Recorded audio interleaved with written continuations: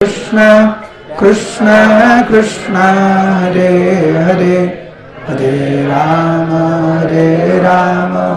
राम राम हरे हरे।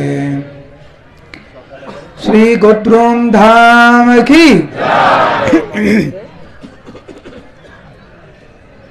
श्री नवद्वीप धाम सर्वधाम सार गोलोक बृंदावन धामेर थेके अभिन्न धाम श्रीमान महाप्रभुर नित्य लीला स्थान। एक बार श्रील प्रभुपाद लोटस बिल्डिंग एर बारान्दाय दाड़िये छिलेन, उनार साथे कयेकजन भक्त छिलो। तखन तो एत बिल्डिंग एसब किछु छिलो ना, फाँका माठ छिलो। हठात् करे श्रील प्रभुपाद ओई बारान्दाय दाड़िये थाका अवस्थाय उनी माठेर दिके ताकालेन। उनार चोखगुलो बड़ो बड़ो हये गेल, आनंदित चित्ते उनी भक्तदेरके बोलते लागलेन, से माठेर दिके ताकिये एरकम आंगुल ताकिये, তোমরা দেখতে পাচ্ছো, তোমরা দেখতে পাচ্ছো। তো ভক্তরা মাঠের দিকে তাকায়, কিছুই দেখে না। আবার প্রভুপাদ জিজ্ঞাসা করে, তোমরা দেখতে পাচ্ছো, তোমরা দেখতে পাচ্ছো। ভক্তরা বলছে কিছুই দেখতে পাচ্ছে না। প্রভুপাদ তখন বলেন, দেখো শ্রীমান মহাপ্রভু ওনার নিত্য পার্শ্বদের নিয়ে কৃষ্ণ প্রেমে পাগল হয়ে নৃত্য করছে। অদ্যপ্রিয় সেই লীলা করে গৌর রায়, কোন কোন ভাগ্যবানে দেখিবারে পায়। শ্রীমান মহাপ্রভুর নিত্য লীলা ভূমি এই স্থান। আমরা যে সবাই এখানে এসেছি, মহাপ্রভু দেখছেন আপনাদেরকে। কোন কোন ভাগ্যবানে দেখিবারে পায়, আর কোন কোন ভাগ্যবানে মহাপ্রভুর লীলাতে অংশগ্রহণ করতে পারেন। আপনারা যে পরিক্রমা করছেন এটা শ্রীমান মহাপ্রভুর লীলার অন্তর্গত। তো আপনারা মহাপ্রভুর লীলাতেই আছেন। জননী বাসুদেব এটা বারবার বলেন যে ইসকন হচ্ছে মহাপ্রভুর লীলার অন্তর্গত এবং আপনারা মহাপ্রভুর লীলাতে অংশগ্রহণ করছেন। আর এই যে নবদ্বীপ ধাম রয়েছে, নবদ্বীপ ধামের মধ্যে গোদ্রুম দ্বীপের মহিমা ভক্তিবিনোদ ঠাকুর, প্রকাশানন্দ সরস্বতী আদি মহাপ্রভুর নিত্য পারিষদ বৃন্দ, যতটুকু আমার জানা, যে অন্যান্য দ্বীপের তুলনা অনুযায়ী গোদ্রুম দ্বীপের মহিমা সবচাইতে বেশি বর্ণনা করেছেন। ভক্তিবিনোদ ঠাকুর নিজের বসত বাড়ি ছিল এই দ্বীপে। এই গোদ্রুম দ্বীপ হচ্ছে বৃন্দাবনের বা ব্রজমণ্ডলের যে নন্দগাঁও, এই গোদ্রুম দ্বীপ হচ্ছে নন্দগাঁও এবং এই দ্বীপ হচ্ছেন স্বয়ং মহাদেব। মহাদেব এই গোদ্রুম দ্বীপের রূপ ধারণ করে মহাপ্রভুকে সেবা করছেন। তো ভক্তিবিনোদ ঠাকুর খুব সুন্দরভাবে বর্ণনা করেছেন কিভাবে এই গোদ্রুম দ্বীপের নাম হলো কিভাবে।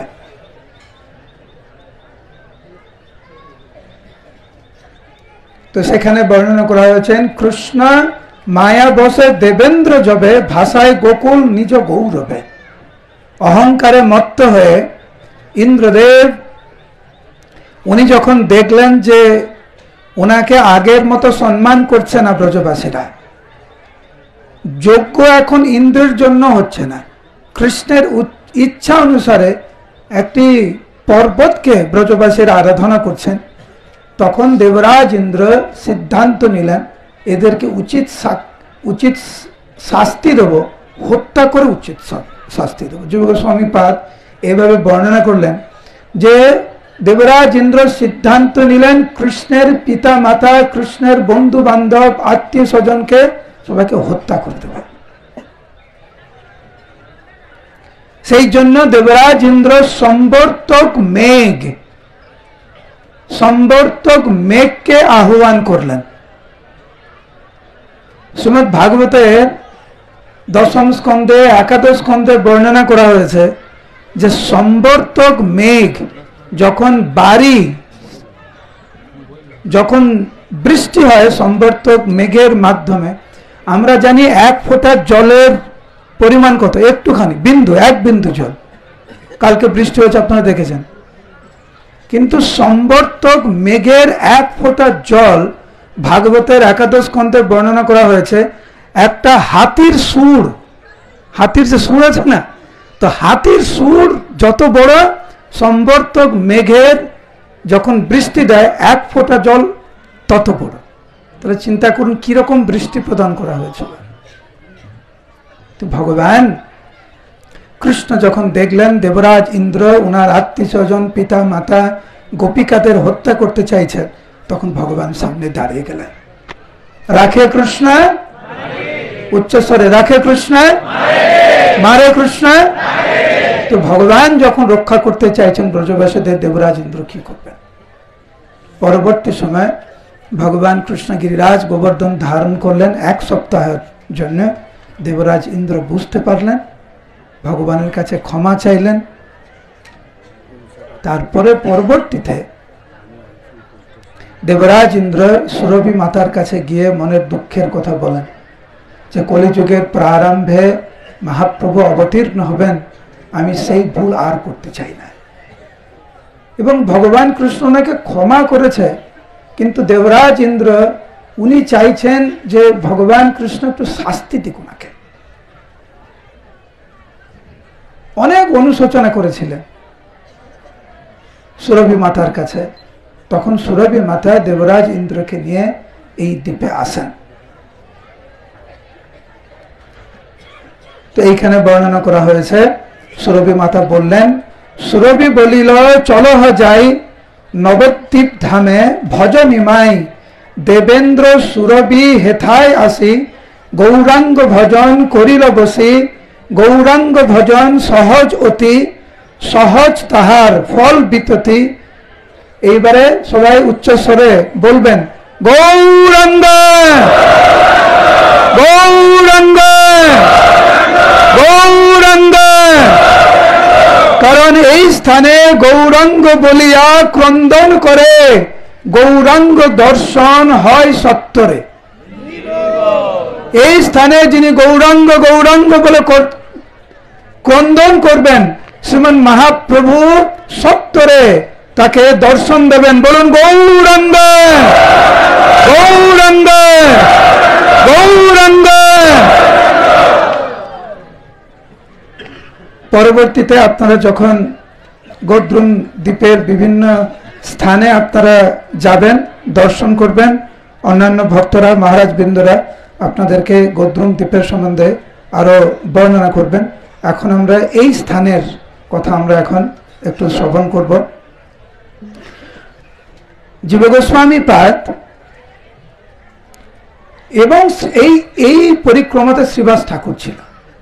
দেখবেন যে বর্ণনা রয়েছে দুটি ঐতিহাসিক পরিক্রমা, একটি নিত্যানন্দ প্রভুর নেতৃত্বে, একটি ঈশান ঠাকুরের নেতৃত্বে।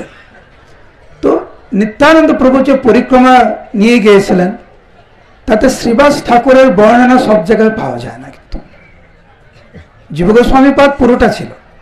কিন্তু শ্রীবাস ঠাকুর যখন নিত্যানন্দ প্রভু জীব গোস্বামী পাদকে এই স্থানে নিয়ে আসে যেখানে আমরা বসে আছি, তখন কিন্তু শ্রীবাস ঠাকুর ছিলেন।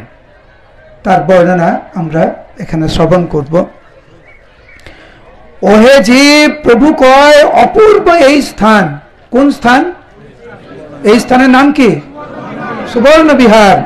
প্রভু ওহে জীব প্রভু কয় অপূর্ব এই স্থান হয় নবদ্বীপ প্রকৃতির পার। প্রকৃতির পার মানে এই জড় জগতের মধ্যে এই স্থান পড়ে না।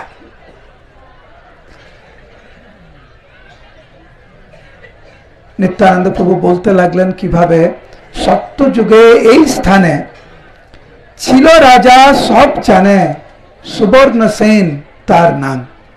তো সত্য যুগে সুবর্ণ সেন নামে এক রাজা এখানে বসবাস করতেন এবং বহুকাল রাজ্য কইল, পরেতে বার্ধক্য হইল, তবু নাহি কার্যেতে বিশ্রাম। এটা একটু মন দিয়ে শুনবেন। আমাদের বয়স বাড়ছে না বয়স কমছে? বাড়ছে। কমছে কমছে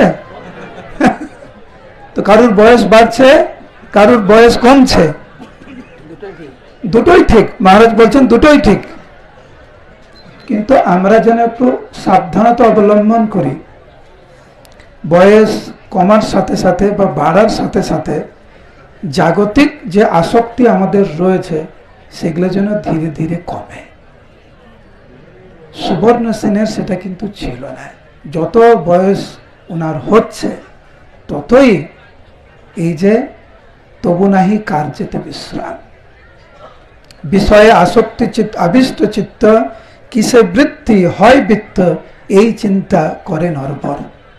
শুধু চিন্তা করতে লাগলেন ওনার যে সাম্রাজ্য, ঐশ্বর্য, প্রভাব, এটা কিভাবে আরো বর্ধিত হবে। একটা সময় তো জাগতিক কার্যকলাপ থেকে বিশ্রাম নিয়ে পূর্ণরূপে ভগবানের সেবায় নিজেকে নিয়োজিত রাখা উচিত। বিশেষ করে সত্যযুগে এটা তো প্রায় দর্শন করা যেত, বিশেষ করে রাজাদের ক্ষেত্রে। কিন্তু সুবর্ণ সেনের স্বভাব ঠিক বিপরীত। রাজার এই দুর্দশা দেখে কি জানি কি ভাগ্য বেশে শ্রী নারদ তথা আইসে, রাজা তারে পুজিল বিস্তর। নারদ মুনি সুবর্ণ সেনের এই দুর্দশা দেখে এইখানে উনি এসেছিলেন। এইটি হচ্ছে সুবর্ণ সেনের রাজপ্রাসাদ ছিল। যদিও জাগতিক বিষয়ে অনেক আসক্তি ছিল সুবর্ণ সেনের, কিন্তু বৈষ্ণবদের উনি শ্রদ্ধা করতেন। তো নারদ মুনি যখন এখানে আসেন তখন খুব সুন্দর করে সেবা যত্ন করেন নারদ মুনির। তখন নারদ মুনি ওনাকে বুঝাতে লাগলেন যে তুমি তো এতদিন এই রাজ্য চালিয়েছ, কিন্তু এখন আমি দেখছি যে তুমি জড়জাগতিক সম্পত্তির প্রতি, প্রভাবের প্রতি তোমার অনেক আসক্ত। তুমি কেন এই মানব জীবন পেয়ে কেন কৃষ্ণের চরণ কমলে পূর্ণরূপে কেন আত্মসমর্পণ করছো না? তুমি কি জানো না যে তোমার মরণ হলে দেহটি ভাষায় জলে, সবে যাবে গৃহ আপনার। তুমি যার জন্য এত পরিশ্রম করছো, যাদের জন্য তোমার জীবনকে উৎসর্গ করেছ, তুমি যখন মরে যাবে তারা কেবল তোমার দেহটি ভাসিয়ে দিয়ে শেষ কৃত্য করে তারা নিজের মতো করেই থাকবে। তবে কেন মিথ্যা আশা বিষয় জল পিপাসা, যদি কেহ নাহি কই লোকার। এই মিথ্যা আশা, মিথ্যা আসক্তি, মিথ্যা আশ্রয়, তথাকথিত নিরাপত্তা, এইসব তুমি পরিত্যাগ করে পূর্ণরূপে ভগবানের চরণে তুমি আত্মসমর্পণ করো।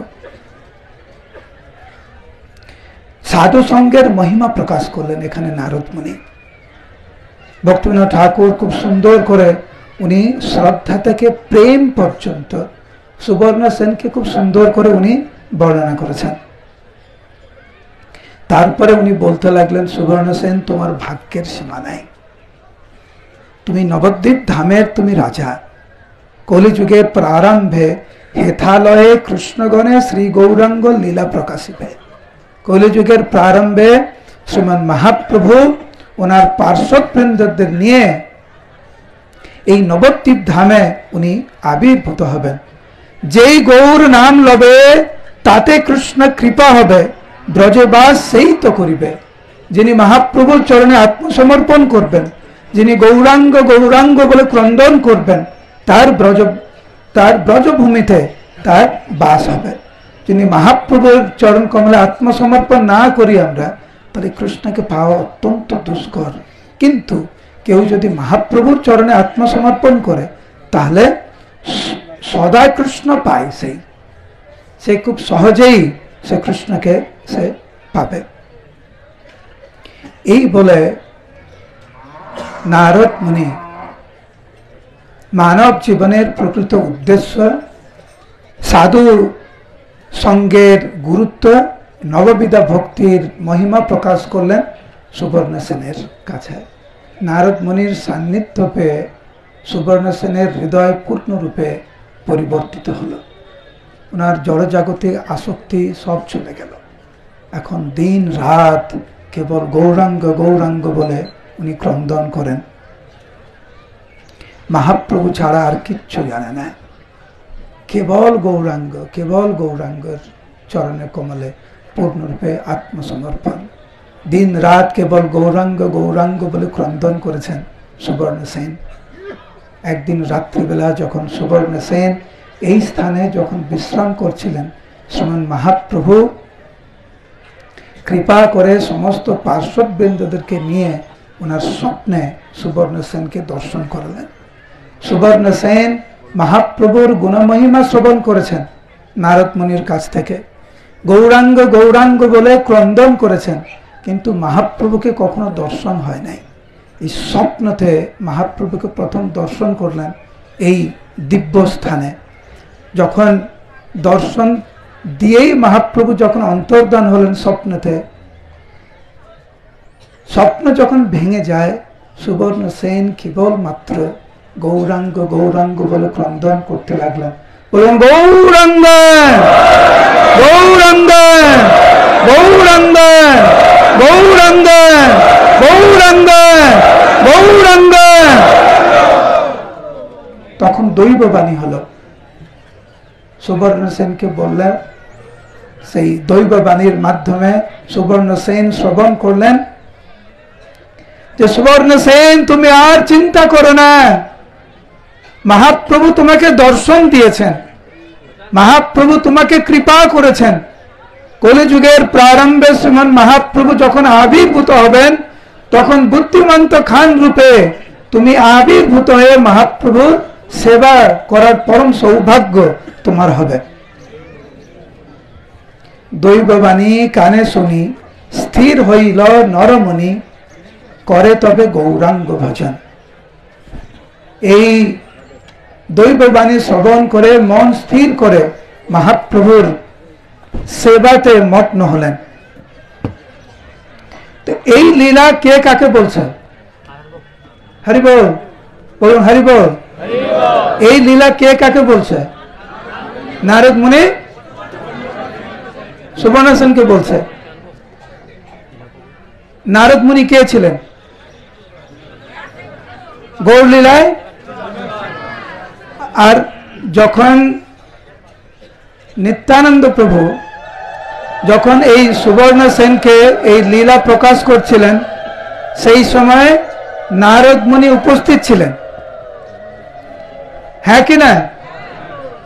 তাহলে নারদ মুনির সামনেই, মানে শ্রীবাস ঠাকুরের সামনেই নিত্যানন্দ প্রভু শ্রীবাস ঠাকুরের মহিমা প্রকাশ করছেন, যে কিভাবে নারদ মুনি সুবর্ণ সেনকে ভক্তে রূপান্তরিত করল।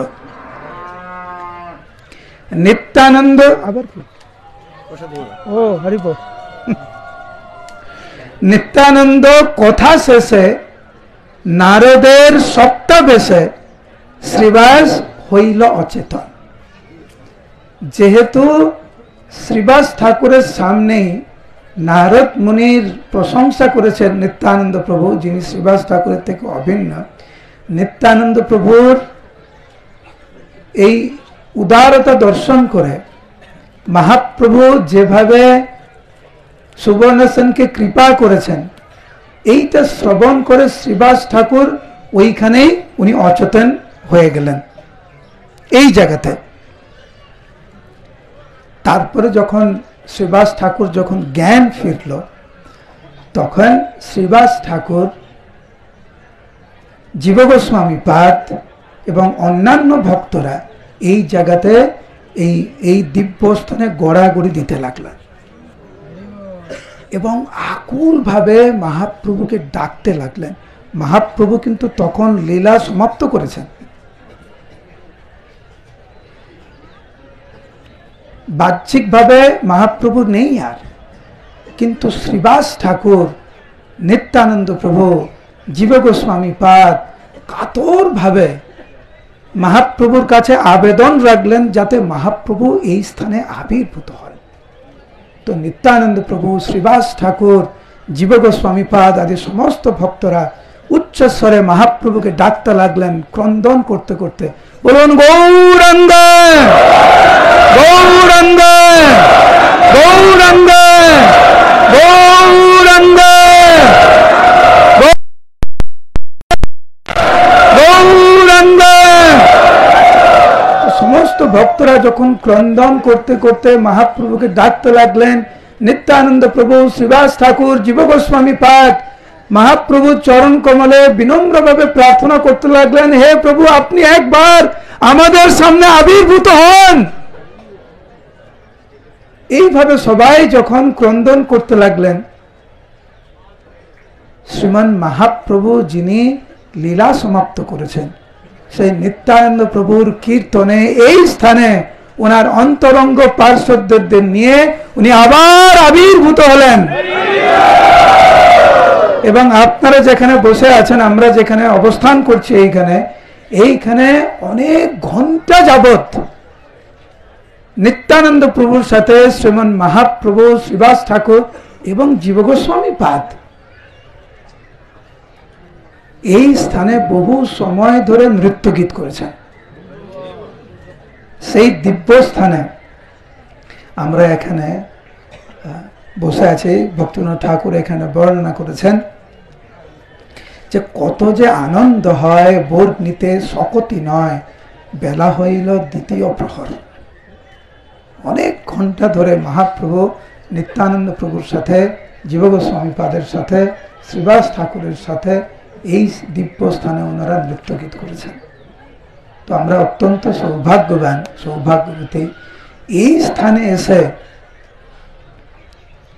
এই মহাপ্রভুর লীলা কথা শ্রবণ করা, কীর্তন করা, ভগবানকে ডাকা এক অকল্পনীয় আশীর্বাদ। যে কেউ এই ধামে আসতে পারে না, সম্ভব নয়। যারা বিশেষ করে মহাদেবের কৃপা যারা পেয়েছেন, গুরু গৌরাঙ্গের কৃপা পেয়েছেন, তারাই আপনারা এই পরিক্রমা করছেন।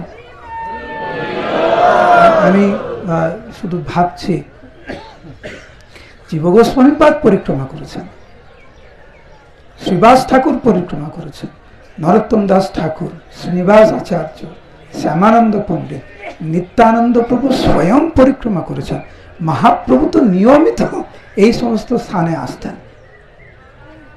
কখনো ভেবেছেন যেই ধুলিতে আপনি বসে আছেন, এই ধুলিতেই মহাপ্রভু নৃত্যগীত করেছে কৃষ্ণ প্রেমে পাগল হয়? আমরা কি এমন করেছে, কি স্বীকৃতি করেছে আমরা, যে ভগবান যেই স্থানে নিত্যকাল অবস্থান করেন সেই স্থানে আমরা আছি। এবং যত গভীরভাবে আমরা হৃদয়ঙ্গম করব এই তত্ত্ব, ততই মহাপ্রভু আমরা আশীর্বাদ পাব। আর আপনাদেরকে আমি কৃতজ্ঞতা প্রকাশ করছি, শ্রদ্ধা জানাচ্ছি যে গতকাল প্রাকৃতিক দুর্যোগ ছিল, কিন্তু তা সত্ত্বেও আপনাদের উৎসাহে কখনো ভাটা পড়েনি। তো এইটাতে বোঝা যায় নিত্যানন্দ প্রভুর বিশেষ আশীর্বাদ প্রাপ্ত আপনারা সবাই। এটা সম্ভব না। আপনাদের যে উৎসাহ, যে উদ্দীপনা পরিক্রমা করার জন্য, এই সারা সকাল থেকে সন্ধ্যা পর্যন্ত, কখনো ব্রেকফাস্ট হচ্ছে 11টায়, কখনো লাঞ্চ হচ্ছে 3টে 4টে, কখনো এক নাগাড়ে 10 কিলোমিটার হাঁটা। আপনাদের ভালো লাগছে না খারাপ লাগছে? এটি হচ্ছে আমাদের নিত্য স্বভাব।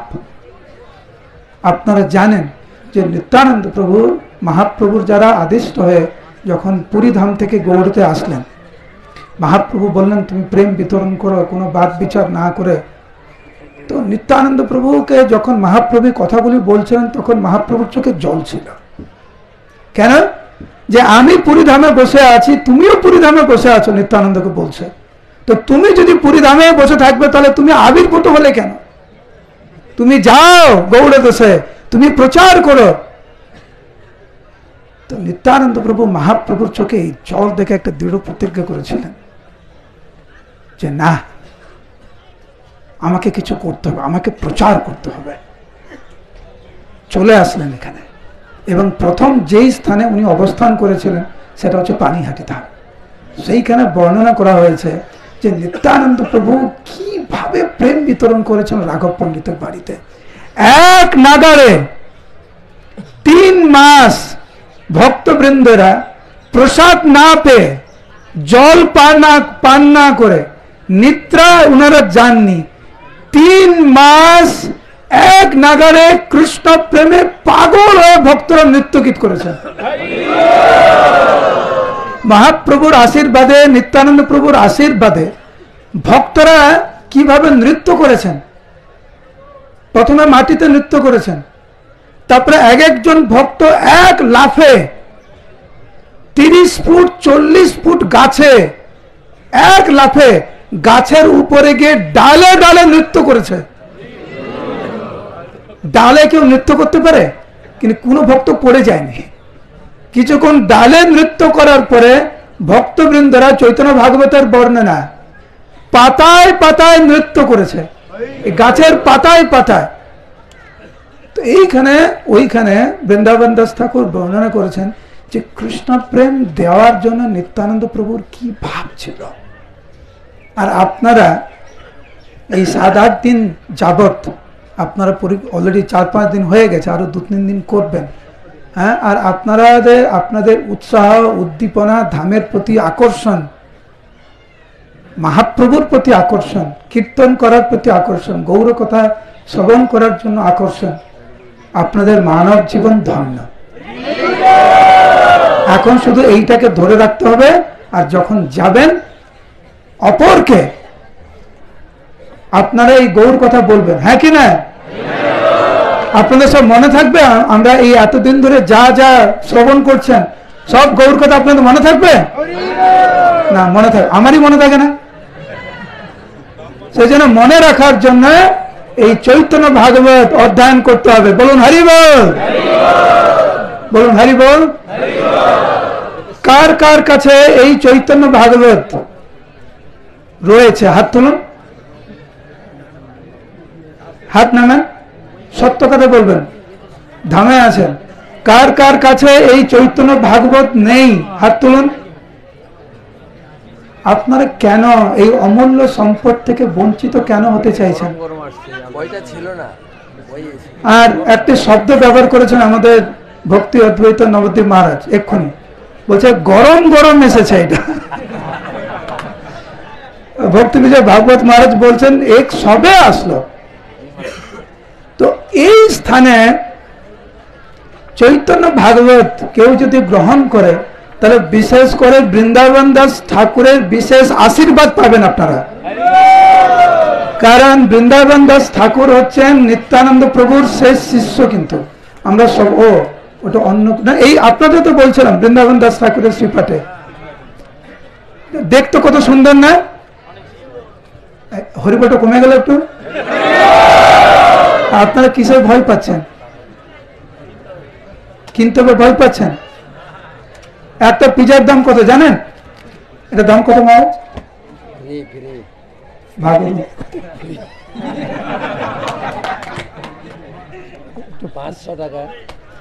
এই মুহূর্তে মায়াপুরে একটা পিজার দাম 500 টাকা। একটা পিজার দাম 500 টাকা মায়াপুরে। 450-500। ভালো পিজা নিতে চান তাহলে 600 টাকা 700 টাকাও আছে।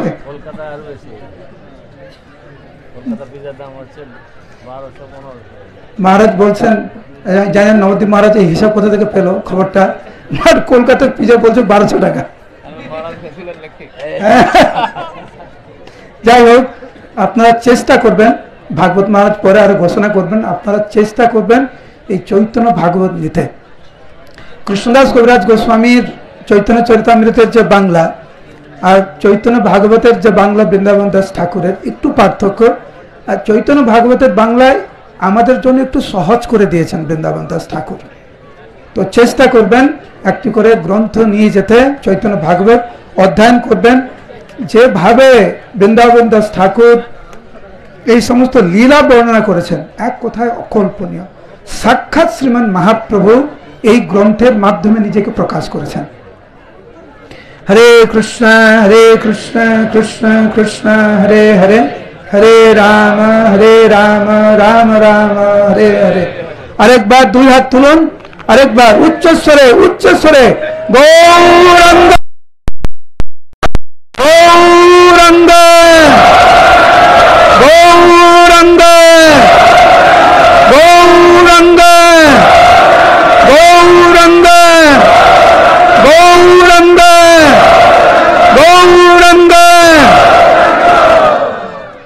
গুরু মহারাজ ভক্তি বিজয় আগে নাম ছিল বেনুধারী প্রভু, তো বেনুধারী প্রভুকে গুরু মহারাজ নাম দিলেন ভক্তি বিজয় ভাগবত মহারাজ। দায়িত্ব দিলেন শুধু পশ্চিমবাংলায় না, সারা বিশ্বে এই বিশেষ করে ভাগবত প্রচার করার জন্য। এই গ্রন্থের নাম কি? এটা হচ্ছে ভাগবত, এটাও ভাগবত। আমাদের যে 18,000 শ্লোকের যে ভাগবত, আর এই ভাগবতের মধ্যে কোনো পার্থক্য নেই। লেখক তো একই, তো লেখক একই, বক্তা একই, বিষয়ও একই, সব একই। তো আপনারা দয়া করে এখন ভক্তি বিজয় ভাগবত মহারাজের কাছ থেকে শ্রবণ করুন, আর আশা করি মহারাজ আপনাদেরকে উৎসাহিত করবেন এবং আপনাদের এই গ্রন্থ গ্রহণ করার ফলে মহারাজ আরো খুশি হবেন। হরে কৃষ্ণ।